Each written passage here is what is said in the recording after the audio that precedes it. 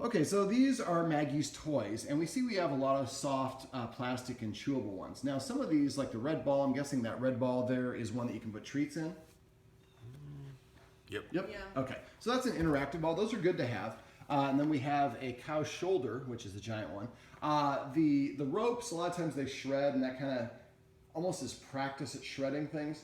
I sometimes think it's okay to have a appropriate chew toy that you can shred, but if she's shredding beds and shoes and other things, that's usually a sign of I'm bored and I need more stimulation.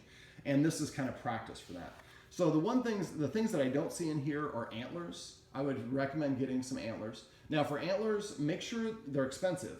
Get one that's round, that's all the way around. Sometimes they'll be split down the middle. Those will splinter and they'll go through them really quickly.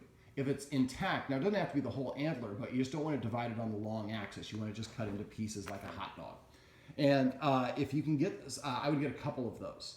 I would also get some Nylabones. Now you have a Kong in there. Do you ever fill the Kong with peanut butter? Yeah, she likes those. Okay, I would get a couple of those when she's being rambunctious. I always have several of them, and I can't do it now because I have a dog that's a stone former.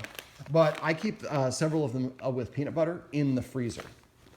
And the freezer makes it last a little bit longer. So I would have a couple of those, and that way when she's being a nuisance, you can go in there, get one, that preoccupies her.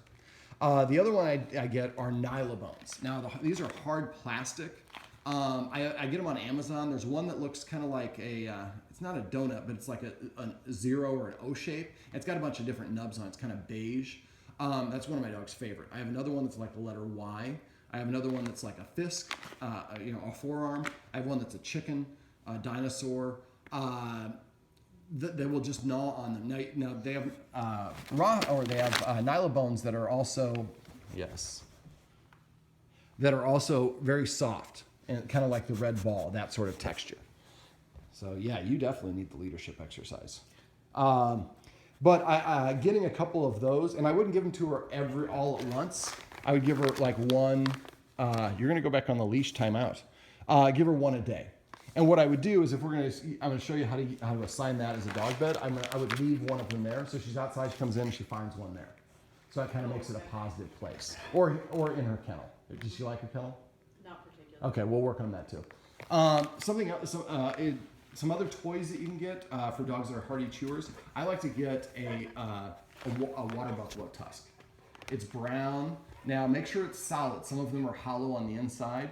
They're expensive as well, and they will have not necessarily the best aroma when they're really wet and slobbery. Didn't we have one? What? We did. We had It's one. brown, and it looks like, but it was hollow, and she the hollow one, they'll splintered, splinter, then it- And then if you get one that's solid, man, I have one that I got a couple years ago, and it's probably the longest dog toy thing that I've had, and I've got like Irish Wolfhounds that have chewed on it, and Dalmatians, and all these really hardy chewers.